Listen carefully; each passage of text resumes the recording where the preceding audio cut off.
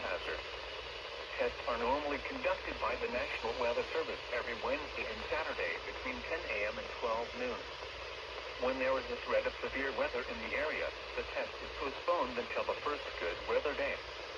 Reception of this broadcast and the warning alarm will vary from place to place.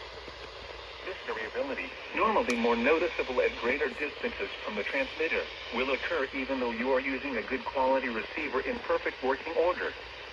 The warning alarm will be activated for severe thunderstorm, tornado, and flash flood watches, and for severe weather warnings affecting the following counties in the KIH 58 listening area: in Alabama, Calhoun, Chambers, Cherokee, Clay, Cleburne, Coosa, Etowah, Jefferson, Randolph, St. Clair, Shelby, Talladega, and Tallapoosa.